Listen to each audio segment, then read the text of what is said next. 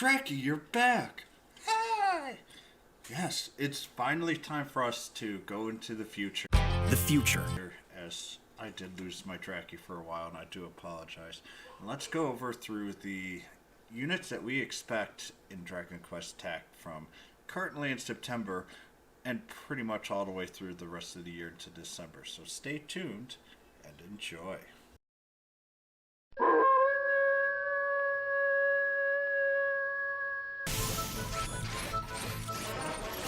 Alright, so one of the first three initials is Overkilling Machine. I got a video down below, and I'll post the two videos that I do have already done.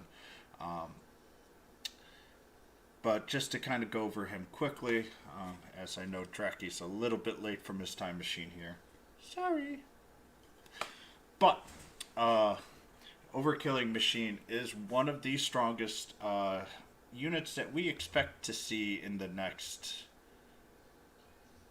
4 to 5 months, I would say, in Arena, except for one other unit, and just the strongest pure killing unit that we have. It's inorganic fighting unit. It's going for Arena. It's really powerful because it's 50.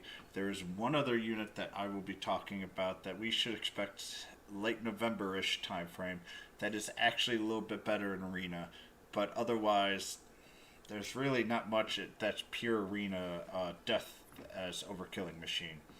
Its leadership effect increases inorganic's physical power by 20%. Generally, the only reason you're using it is to focus on your Overkilling Machine itself. At this point, in a little while, in about 6 months in Japan, Overkilling Machine came out. And that's another inorganic machine that is slightly stronger than Overkilling Machine. And this is how strong Overkilling Machine is. It's a unit that is supposed to be better, it's only slightly better. And that's 6 months in advance. So this is in gachas. It's very rare to see such a powerful unit for so long. And Overkilling is the unit. Its dupes, it's important to get its first movement, or first dupe to get the movement +1. Getting 3 movement is just key in Arena and key overall. Second swoosh, fourth bang, atomic blade powers 3rd and 5th. As I say, I've gone over the skills here, but the crossbow is nice. It gives a good range for 3 with 195% physical damage, which is pretty powerful. Land impact is its surround skill, which can occasionally stun with 250% physical damage, and its big skill Atomic Blade does 250% power on all enemies. Very, very nice. Has good range and good AoE. If you have any resources, I highly suggest Overkilling Machine. Cannot go wrong. Currently, as you can see on the screen, we're going through Spooky Valencia. She is the Halloween unit, demon, magic user. This is where the ZAM by 20%. Really, the big thing here is she's great at ZAM, increasing ZAM strength. Really, the only thing you're going to use her for is PvE at this point, and that's if you need SAM. Her awakening skill increases her ZAM power, lowers MP. Second is whoosh resistance, fourth zap, third and fifth is Halloween spark power. Witch prank is her first one. Occasionally confused, does some nice spell damage. Her second skill, Zamor, does a large amount of Zam damage, and the last one, Halloween spark, does Zams randomly within her range. Overall, she is the weakest unit that it's currently there, that we're going to see for quite a while. And all in all, it's not really worth going too hard for her, and instead just kind of focusing on the units that we'll be getting, or focusing all of your resources onto Overkilling Machine. So, now we're going to finally get into units that we haven't seen yet, and the first new unit is going to be most likely General Gumai, and this should be the last unit within September. He is a beast, physical damage unit, He increases beast physical power by 20%. So from a leadership, it's a relatively narrow focus. And right now isn't all that great. That leadership effect can be actually more useful coming soon. We're starting to see more beasts coming out in Japan. And maybe after a while, we'll actually really want this leadership effect. But until right now, I say I'm not entirely interested in the leadership effect. This is a unit that is good in arena, but not great, and it's pretty useful in PvE, but not incredibly useful for PvE. Its first awakening actually is very important for it as well, and as I say, for a unit that's not super great, needing it to get a second dupe is kind of where I start going, because you need that movement +1 for it, and increases that power by 10%. Second dupe here, swoosh resistance at +25. Fourth one's crackle resistance. Third and fifth is obviously his third skill power. One of the great things about him is that he is a unit that has zap skills and physical zap, which is fairly rare. This is his biggest selling point. His first skill is that is a 165% zap physical damage that can draw, square, and stun. This has a lot of potential uses in trying to get units to move closer to you for in arena and PvE. Zap tends to be one of those skills where a lot of people are maybe are worried about it magical, but we don't have that much physical. General Gumai really wished that instead that we got Excalibur instead, which was the leveled up version of him, which we might actually get a little later in Japan. So I really liked. I was hoping for that one, but we're getting General Gumai here. All in all, it's a good skill, especially for the first skill because it's of the drawing and the occasional stun. The second one is Upward Slash, which is not elemental. Does 250% damage to all enemies in the shortened fan here. Very nice skill. It's a relatively new AoE that you're actually going to start seeing a lot more of as well. Has really good damage overall to all enemies. If his damage was a little higher, I would be really excited. But it's a good unit, just not fantastic. So, I try to push people to go, look, this is what you should be saving up for. For people who enjoy characters or looking for like beast teams and all that, this is a good character, just not top of the line. The last one, Harakiri, is 2 hits at 440% zap physical damage to all enemies. So you get 2 chances to get your critical in, also a chance to critically fail or miss. Honestly, the Upward Slash is stronger. If we got the third and fifth dupe, which obviously is pretty expensive, to get Upward Slash, I would have felt this character would have been a little bit more powerful. I think that's the skill that I would use the most. Obviously, if the unit's weak to Zap, Rakiri is going to be a little bit more powerful. But the AoE and just the big damage capability, I think I just enjoy a little bit more.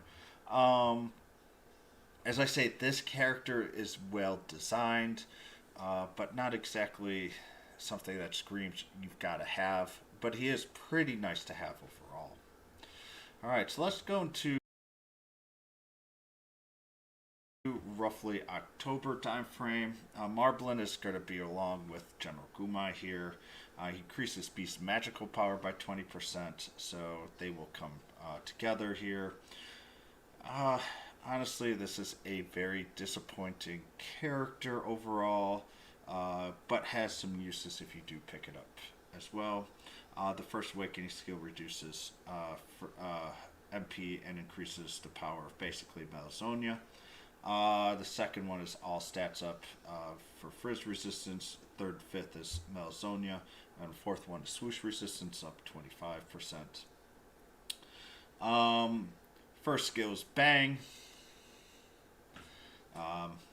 Pretty self-explanatory here. Does spell Bang spell damage to all enemies. Pretty useful first skill, honestly. The second one is Magic Veil. Increases spell resistance for 3 turns. It's kind of nice having a unit that can have a large damage and also help your team overall. And the last one's Malzonia.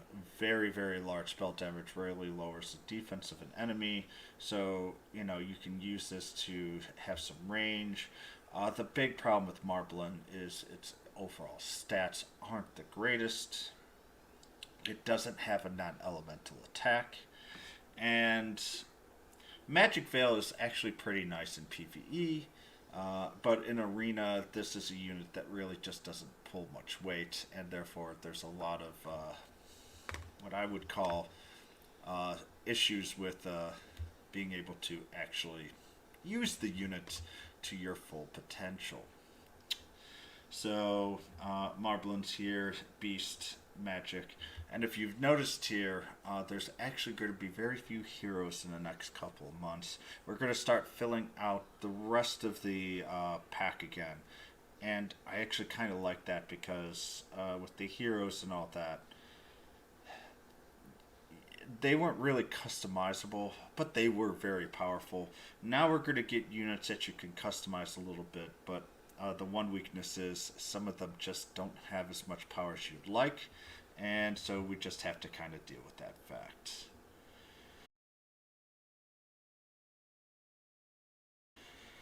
Alright, Jigenru, or our Swamp Dragon here. Very, very needed unit, but the reason why I'm kind of breathing in and out is this is going to be one of the more divisive units in the game. In all honesty, in the overall hierarchy of the game, Dragon Quest Tactics kind of just shits on dragons, which is really, really sad in my opinion. And it's one of the reasons why I love Dragon Quest is we've got so many great dragon types, which we've also kind of gotten away from in some of the newer Dragon Quest games as well. And let me get back onto the story instead of having a very large diatribe on this. But Jigenru, or Swamp Dragon, has a very, very, very powerful leadership effect, but it's very niche. It increases Dragon Breath power by 20%. This gives all of the dragons a much needed power boost, or boost, I should say. And the big issue here, though, is the one dragon that's not a dragon doesn't get boosted by is the Dragon Lord True Form. And this is where the unit kind of failed a little bit on. If they do change it and allow it to go increases all breath power by 20%, all of a sudden this unit becomes very diverse, controversial. I wouldn't even say controversial. It's depending on if you want to run dragons or not too. Okay, this unit all of a sudden really is becoming important for its leadership effect overall.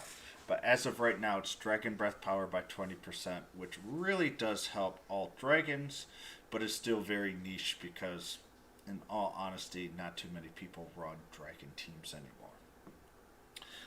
The one thing, though, that would greatly help would make the Halberd Source even more powerful, especially for Arena and PvE, which a lot of free-to-play players have, probably 4-hearted right now, and might even have it 5-hearted at this point. And this is where it's going to be one of those units where, you know what, for spending players, I think Jigenru isn't as worth it as it is for a lot of free-to-play players. And outside of that, we'll just keep going on. This is going to be one of those units where I'm actually going to really go into detail to this unit and go why you should and why you shouldn't pull. The first awakening skill increases power and effective breath, which is very, very important because it does Mostly breath damage here, which is not surprising. Frizz resistance and Sizz resistance 2 and 4, and dimensional wave power, which is a very, very powerful breath damage single unit, but really powerful, is there. Has 2 elements, crackle and bang, which is also nice. Some of the elements overall as well. So the first one, white ice, is the fan, inflicts crackle breath damage to all enemies. Second one is ice prison, 240% crackle damage, physical. So this one doesn't depend on breath. Remember, breath damage is only affected by level and is relatively constant damage to all other skills outside of unless if you get a damage reduction skill on your opponent. And the third one's dimensional wave that does a insane amount of breath damage, can do a lot of damage, especially if the swamp dragon is the leader here, or the forest dragon. Very, very, very powerful damage here, but really it needs to be the leader in order for it to be there. So this is one of those units where the rankings are fairly low, but if you are free to play, you have Halberd Source, you have Green Dragon 5-hearted, and if you're lucky, you have Great Dragon, a couple of them as well, then all of a sudden this unit turns into someone that is going to actually be pretty important for you, because dragons can take a lot of beating, and with this breath power by 20%, plus some of the things that will be coming in the near future from Japan to global, the dragons do become a lot more useful. And so, as I say, this is going to be a very hard one to explain overall, but I've kind of gone through it already, and so when we go through it, probably in about 3 or 4 weeks, people will understand.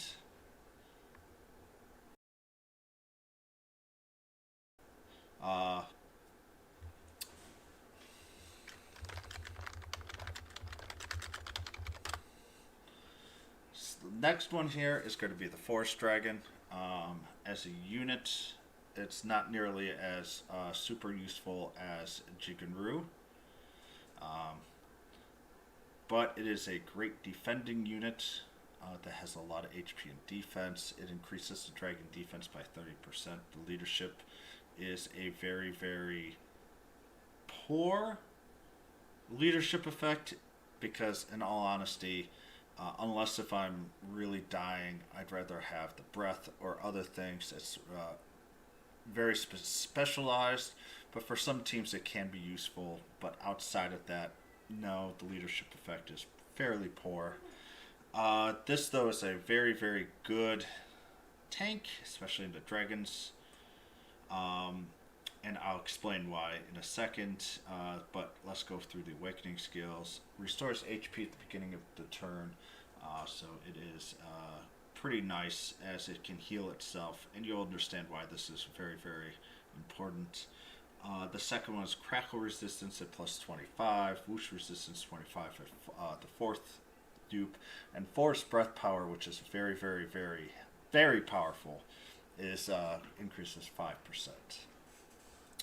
Now, with the Forest Dragon, the main thing here is that you want to have Corrosion Breath ranked up to 10%, because what it does is it greatly reduces breath resistance of all enemies with a high probability.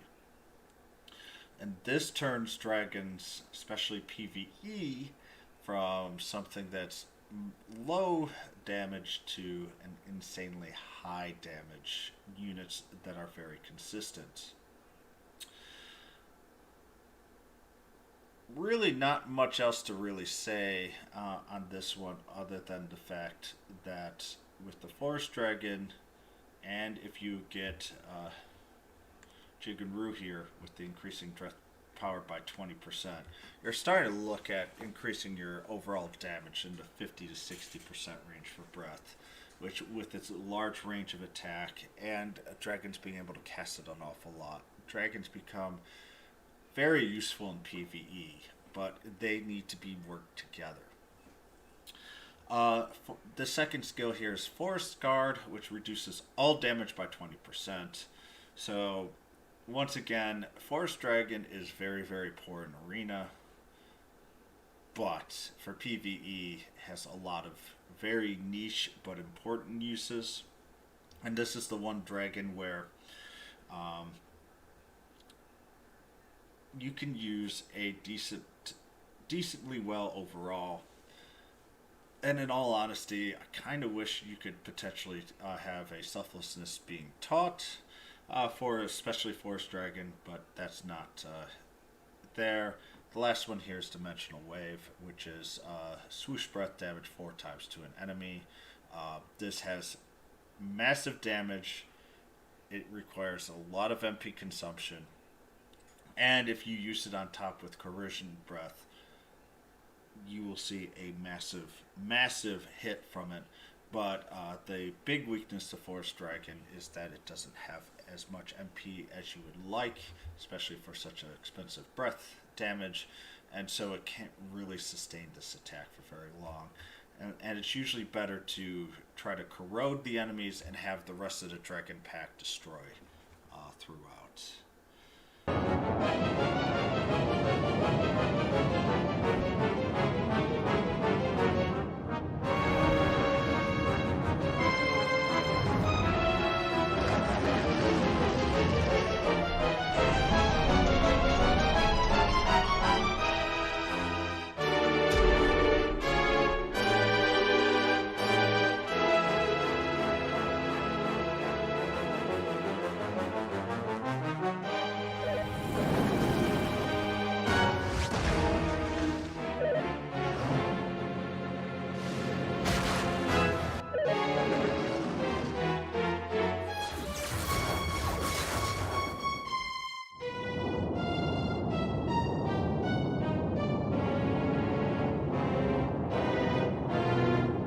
Fortunately, now we're going to leave there, and now we're going to have Demon King.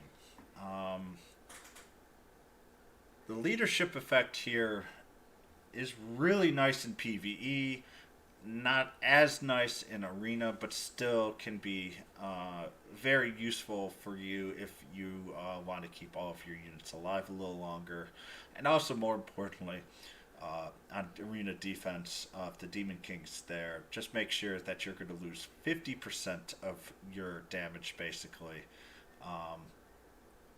instead of 30%, and that can really screw up your Arena team. So just be careful with that as well.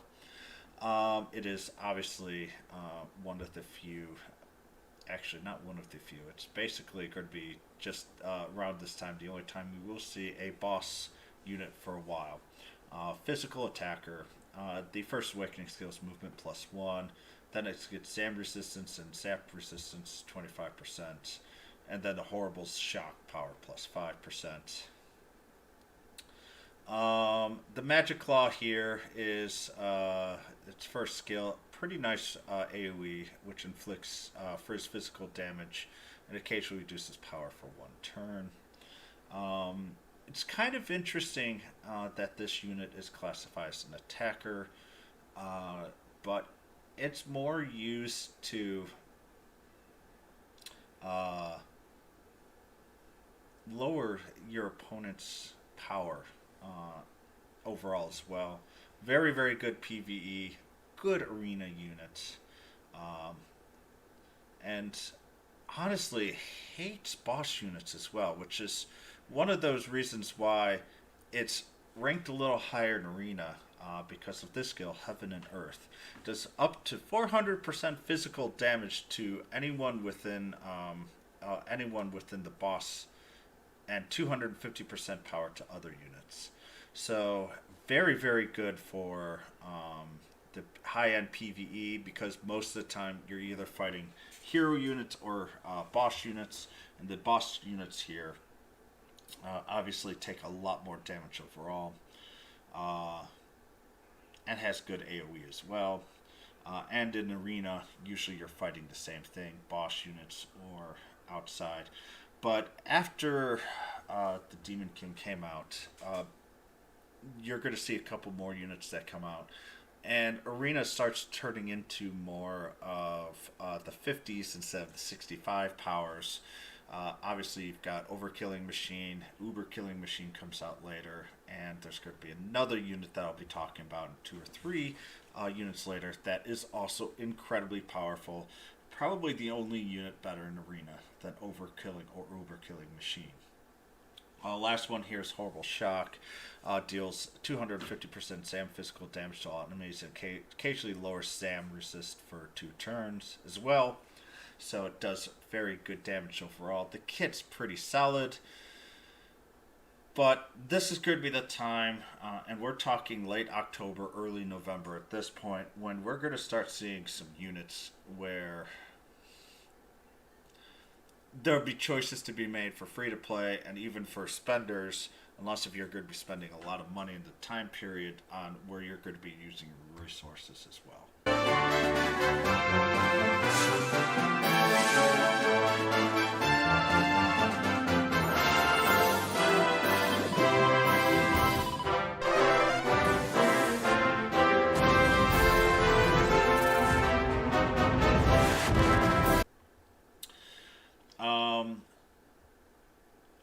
Maribel is one of the first heroes, and I'm going to be honest, is fairly disappointing overall. First one, her leadership effect increases all first power by 10%, has some uses, but not exactly the greatest here. Her first awakening skill reduces MP, increases power spells, normal, whoosh and SAM resistance for second and fourth, and her Firebird and Purgatory Flame power is really, really powerful here. Her main ability here is that she has uber range, so she stays away from combat for a long time.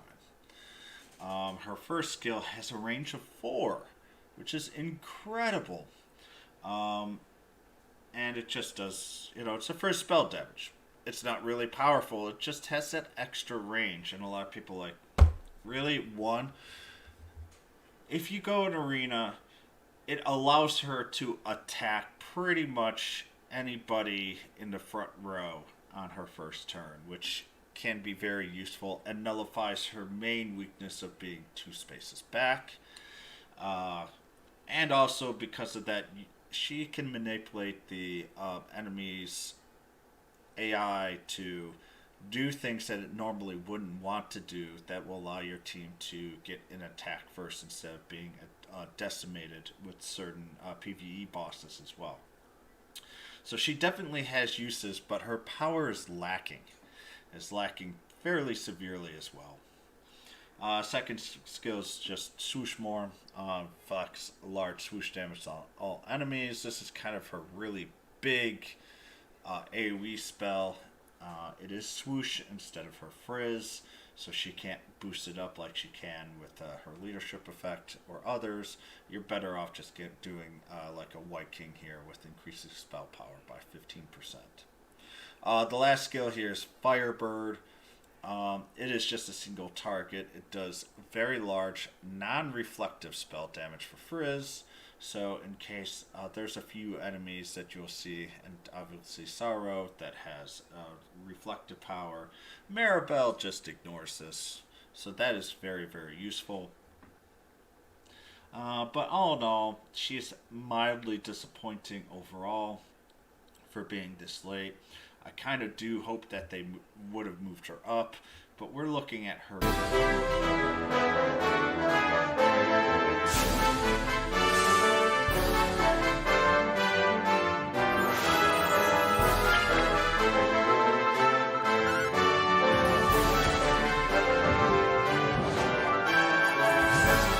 In November time frame. Now,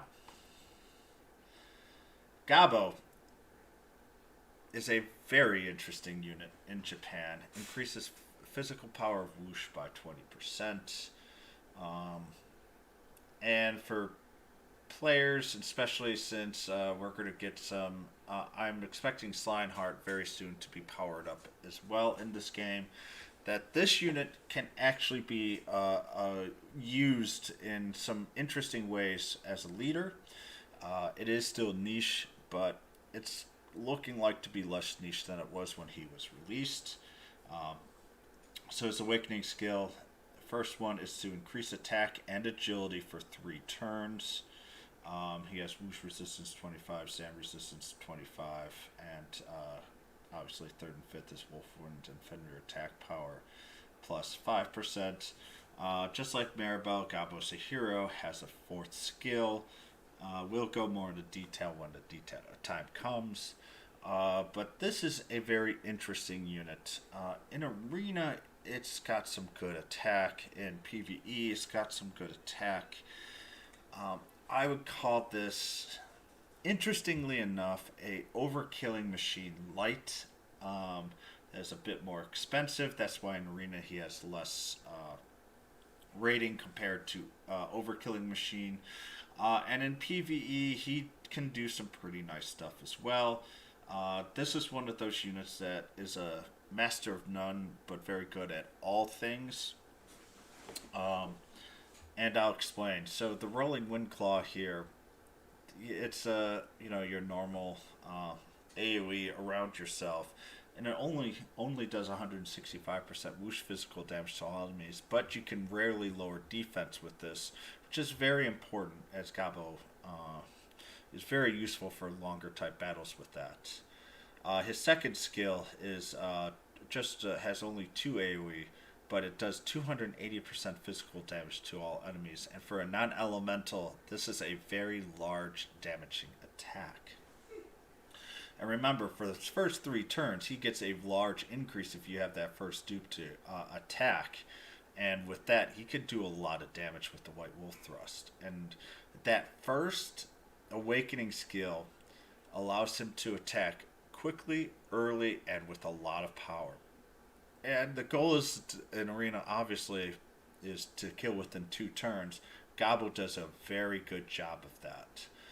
But unlike a lot of other units here, he has the ability to lower defense, which gives him that incredible push in PvE as well. Finally, with Wolfwind, he has the newer style Small Fan AoE and does 250% whoosh physical damage to all enemies, which is also very powerful.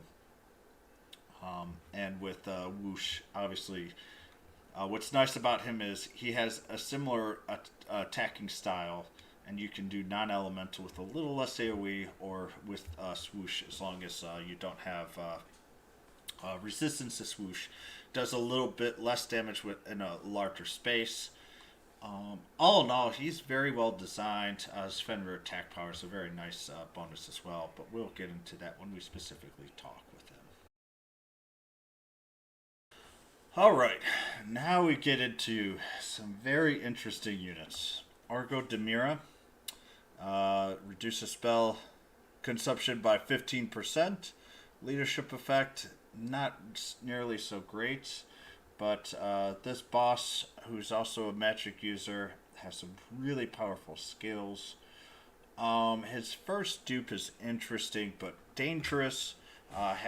If you get HP below 20%, will recover all of his HP. This could be a huge boon, or depending in Arena, a huge negative, depending on kind of the luck of the draw. Overall, with his HP being okay, it has a little bit of range, but I'd have liked to have seen it up a little bit higher. It's risky, and I'm not a huge fan of rolling the dice, but sometimes it helps. Second and fourth skills, whoosh and Zam resistance 25%. Third and fifth, Psycho Spark power by 5%. The reason why this enemy is interesting, or boss is interesting, is the first skill, Devil's Heart, has a range of 1 through 3, so you don't really have to worry too much about perfect positioning for this skill. Occasionally can confuse enemy once and increases damage taken. So this is a unit that will help you just pile on more damage overall, and the confusion is pretty nice. The second skill, though, is basically another Dragon Lord's True Breath here. Prison Flame, it does breathtaking first breath damage and also can increase damage being taken. And the last skill heals Psycho Spark and randomly inflicts 8 small spell damage on all enemies.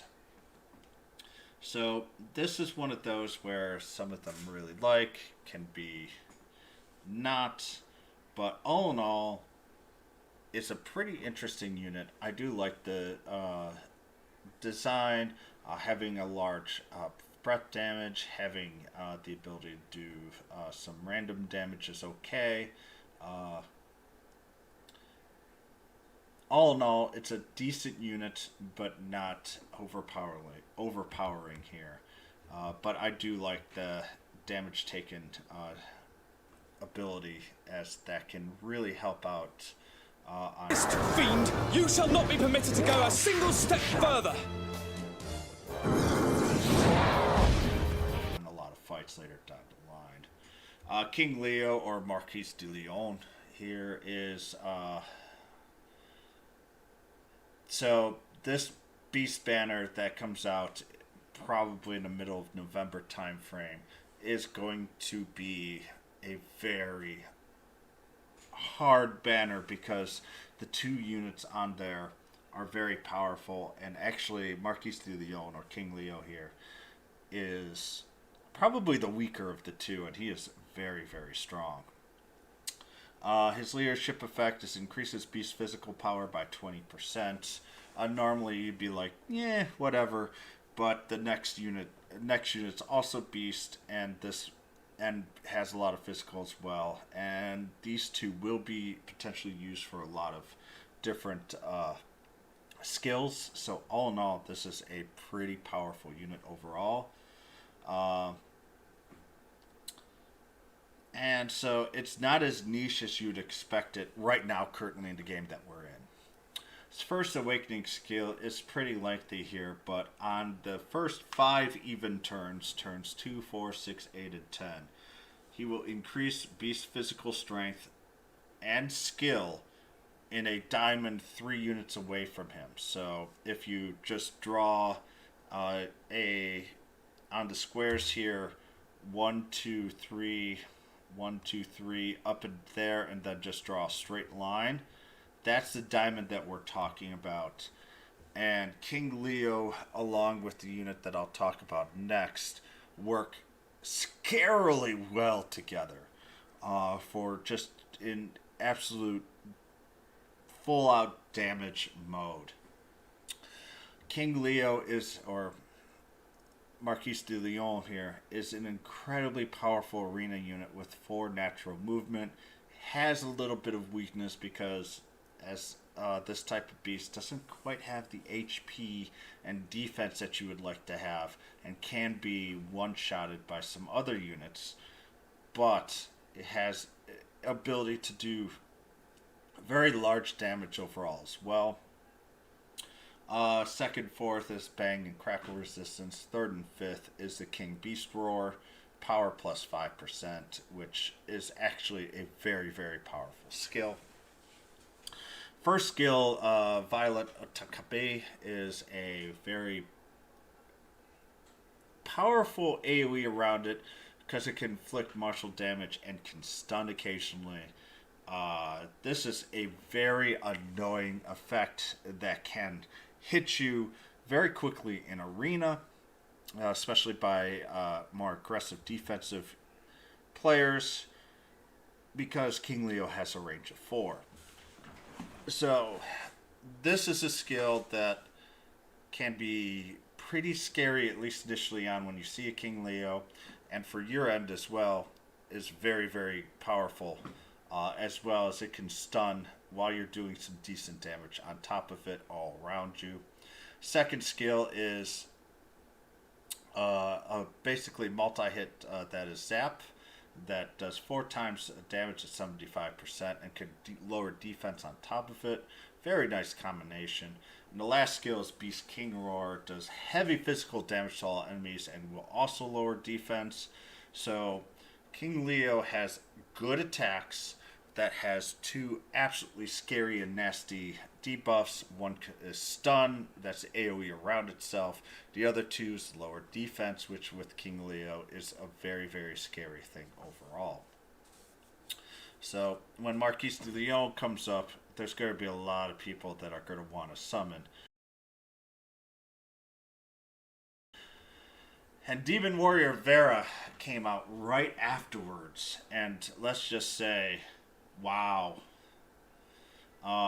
Another beast physical. She is the queen of Arena. Or at least was the queen of Arena. Increases physical power by 10%. The leadership effect is fairly useful overall. But her first awakening skill is what kind of makes her broken. When attacking, will occasionally increase physical power. So if you are lucky, you can get the first and then the second attack boosted up. And she just becomes an absolute hitting machine. If you include Marquis De Leon with the increase in power, all of a sudden you just see an absolute destruction of power with Demon Warrior Vera. Her second and fourth dupe is Whoosh and Zap Resistance. Third and fifth is Beast King Power. Very normal stuff, but the Awakening skill and being along with Marquis De Leon, all of a sudden we have entered into physical meta that is just absolutely insane. And with Overkilling Machine, those would be the three normal units that you will be seeing in arenas come middle of November time period. And these will be incredibly powerful units, all costing 50. So that's just 150 for, the cost, which in and itself, those are three that will be able to destroy a lot of other teams by themselves. Ganui is their first attack, inflicts martial damage on all enemies, occasionally seals, has very good range overall. And this is where Demon Warrior Vera's, she's not fast, but she has range and AoE. And this is why she is so useful in Arena. Second one's Engage Shot, MP consumption 64, large physical damage, and can draw you to them for 2 squares. So build her fast enough, use her to draw them to you, and then have the rest of your team come on, collapse and kill. Then you'll be drawing the rest of the team with you, and this is how Demon Warrior Vera becomes an absolute powerhouse. And the last skill here is Beast King, just does incredibly large physical damage to all enemies. And if you get her to third and fifth dupes as well, all of a sudden it just runs rampant. By far an arena style unit, but if you have Marquis De Leon as well, then those two work incredibly well together just to get insane damage overall. I'll deal with him. Get out of here, quickly! But Erwin... The next unit here is Hell Butler, Demon Magic User.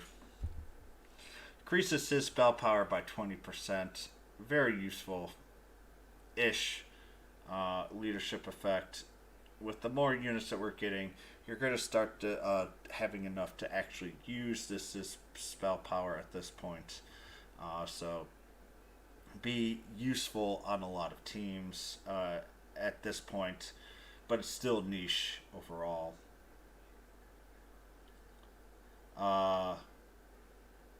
So at 2, 4, and 6, and these last 3 turns, it reduces the MP spent on spells and increases spell power. So on turns really 4 and 6, you have very low costing magic with very high damage, so he can do damage overall. But the main thing here is that he is a unit that's not great for Arena, because of the first skill here, and I'm not even going through the awakening first. It's magical power. It increases his own spell power plus effect by 50% for the next turn, and increases spell resistance for 3. So what you can do is on turn 2, you will get that double of power as well with good spell resistance overall, and then you can go really hard at the end there. So he will build up power, and for longer PvE battles, because usually turn 1 you're just walking towards the enemy. Turn 2 will be your first spell, and it will be quite the doozy. Turn 3, you might need to move around or move to the next unit or wait for something. You can once again use magical power again. And then turn 4 is where all hell will break loose with the spell that you use, either Hell Burst or Hell Flash. And you can see that in PvE has some use. But overall, it's an interesting design, but they were a little afraid with the skills here to make it too powerful, and they just didn't make it there.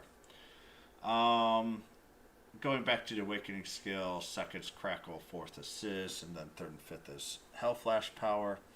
Hell burst is a bang type spell, can lower bang resists, so he does have uses outside of it. And hell flash, if you include spell power and then do the trick as I said with the magical power and his awakening point, can do absolutely insane, and I'm talking like 4,000 or 5,000 damage power if the unit's weak to it overall. But it is a burst type unit, not a sustained damage type unit, and it has this burst power in relatively short periods of just basically turns 4 and 6 especially, but turn 2 can be a decent power size as well. All in all, good spell damage, but as a unit, I rank them a little lower, especially after at that point I'm going to be a little bit spent going after. Alright, now we have one of the more interesting units again, the Golden Slime. I don't know what's up with this game, but somehow slimes have become by far the greatest healers in the game. You have Emperor Slime, then you have Seraphy, and you have Golden Slime. I still think Seraphy is by far the best healer in the game, but Golden Slime has very interesting abilities that will allow it to have its own niche, but it's very specific for PvE only. And can be used in Arena, but only for more of trolling than anything else, and I'll kind of go why at that point. Its leadership effect increases slime power by spell power by 20%. Is very niche, not exactly the most useful overall. Its awakening skill, it recovers MP each turn for the first one. And with these spells here, most of it is just going to be MP reduction, so it is stuff that will allow it to keep casting for a while. The second one is all attribute resistance plus 25%. That's correct, all of it, and same with fourth. So if you get 4 dupes, all attribute and debuff resistances will be 50%. So it is highly resistant to everything. It also has the ability to resist 30% damage as it's normal. So the Golden Slime is really just a very large metal babble or metal slime with the highly resistant body.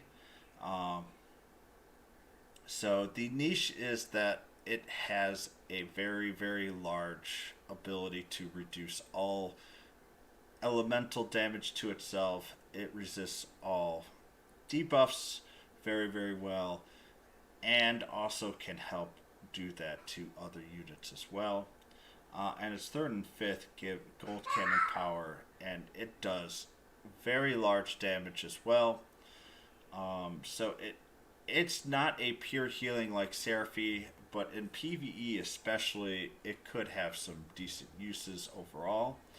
But generally in PvE, you're going to want to have a damage tank instead of the Golden Slime. but it could also allow you to do some stuff with it as well. Maybe side tank something else instead while it heals until you defeat what you're tanking and then go around. So it has uses overall. First skill here is Damage Barrier. Reduces damage to one unit by 15%. It is, and can also do that to itself. So remember, array has 30%, so at that point it's nearly 50%, it's 45%, but you're looking at half of damage, then half of it more, so 75% if it's elemental damage. And all of a sudden you start seeing how annoying Golden Slime really is. Golden Multi-Heal, 0 to 3, greatly recovers units' HP within AoE and removes abnormal conditions. So that is an incredibly powerful healing spell, especially in PvE. Last but not least is Gold Cannon. It has very good non-elemental spell damage, 108, and it's got AoE with a range of 3.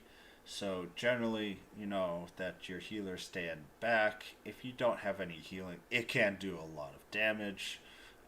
With this spell, it's non-elemental. And so it does have a lot of interesting uses.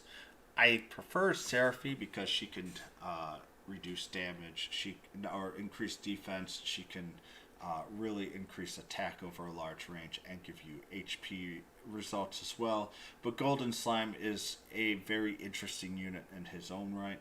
And on top of that, if you don't have Seraphy, Golden Slime is a very, very useful healer. I just feel Seraphy's a little bit better, but if you miss Seraphy, you still have a chance at a powerful one, Golden Slime, which will be around early December to mid-December time frame. The last unit that I have here is Santa Leslet. It will be a slightly different name in global here. This was the Christmas event unit in JP. She increased her spell power by 10%. There might be a chance we'll see an upgrade version of her instead. But if not, we'll probably get a buff for her at some point in the future. She is a demon spellcaster. Her awakening skill is the Plain Jane, reduces MP cost and increased power. Second and fourth is Zam and Crackle resistance. Third and fifth is her frozen or ice sword power. So the first one here is Magical Shower. Deals damage to an enemy, occasionally reducing skill for 3 turns at range of 3. This is nice overall. Second one is Zam spell damage to all enemies present for you. This is her major AoE. The last one is Hell Flash, which is not Hell Flash, sorry, Frozen Ice Sword, which is Crackle skill, which we haven't seen in a while, in all honesty, and does heavy crackle damage to one enemy. Right now, she would actually be a decent unit in the game, but with if we have to wait till near Christmas, she will be overpowered, just like our unit currently is for Halloween right now. But all in all, I believe that she will get boosted relatively soon and will show some power. She does have a lot of magic involved with her, and so we are kind of hoping to see her maybe earlier in the month of December, or maybe even near Thanksgiving, because, well, we all know that Christmas tends to creep up past Thanksgiving, and I have a funny feeling we'll see that as well here. So that's all me and Dreki have for today. We will try and do this once a month to update everybody that's going on. So I hope you guys really enjoyed. Please give a like and subscribe if you haven't, as I'm trying to update more. I think I will be doing some Dragon Quest dive videos very soon as well, and I'll take a look at that game and see how it's going. Right now, the other game that I play is on a relatively low investment portion, so I should be able to spend some time to play Adventures of Die as well. let me know if you want to see anything else. Now that I have built this and I'm ready for the next couple of months, we're basically moving on through, and I will try to keep updating this, and I will be doing some other things along with this too to help kind of plan for you guys for the future of this game as well. And last but not least, I have reached 500 subscribers, so go take a look at my videos. I do have a video where if you comment on it, that you will have a chance of winning a $10 gift certificate. So I hope you guys enjoy.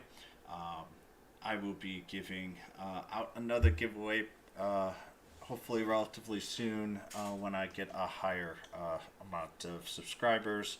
I'm going to try to give out some gifts relatively consistently now that I can. Partially celebration that we're starting to get to the holiday season, which is always a great time. Personal side too, my boy's getting a lot better from everything that's going on, so I kind of just want to start celebrating a little bit. So I hope you guys enjoy, and I will see you guys later. Bye everyone.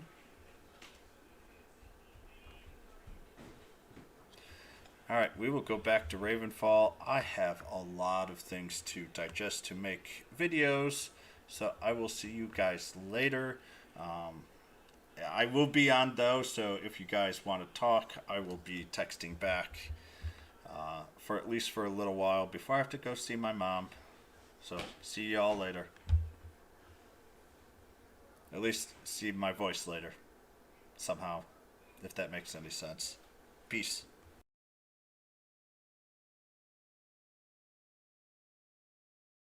And, oh hi Mark, I'll make sure to say happy birthday to you Monday. Hee hee.